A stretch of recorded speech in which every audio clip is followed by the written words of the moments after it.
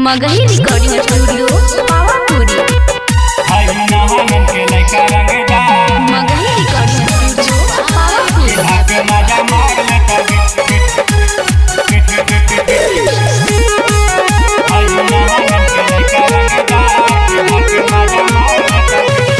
आई नहीं तू नाच छौरी नाच के देखाऊ ना तमार होतोगे। आई नहीं तू नाच छौरी नाच के देखाऊ ना तमार होतोगे। हाँ मार होतोगे। हई नहानन के लइका रंगदार की धाके माजा मार लेतोगे। हई नहानन के लइका रंगदार की धाके माजा मार लेतोगे। आई नहीं तू नाच छौरी नाच के देखाऊ ना तमार होतोगे।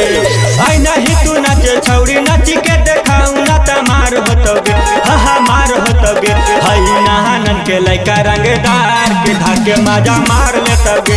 हई नहानन के लइका रंगदार के धाके माजा मार लेतोगे।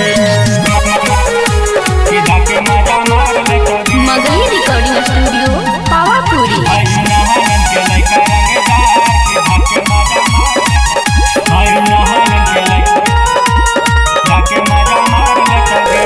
छौरा न देतौ न मरी छौरी बुढ़वा न देतौ दह सके। सब धन तू रख ले जइहा चोलिया में कस के। छौरा न देतौ न मरी छौरी बुढ़वा न देतौ दह सके। सब धन तू रख ले जइहा चोलिया में कस के। होतौ जयन हर छौरी लहंगे में मारी कारी बार देतोगे। होतौ जयन हर छौरी लहंगे में मारी कारी बार देतोगे। हाँ बार देतोगे। है धारा हारा के लइका रंगदार के धाके मजा मार लेतोगे। हई नहानन के लइका रंगदार के धाके मजा मार लेतोगे। Magahi recording studio Pawapuri.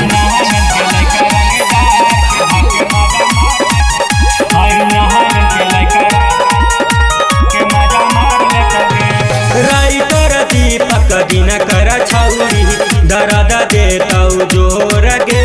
छोड़तौ नहीं तोरा मुके समतलबी न होतौ जबले भोर गे। राइटर दीपक दिन कर छौरी दर्द देतौ जोर गे। छोड़तौ नहीं तोरा मुके समतलबी न होतौ जबले भोर गे। बुढ़वा जवान सभी देखी के जवान पगलाई गेल गे। बुढ़वा जवान सभी देखी के जवान पगलाई गेल गे। पगलाई गेल गे। हई नहानन के लइका रंगदार के धाके मजा मार लेतोगे।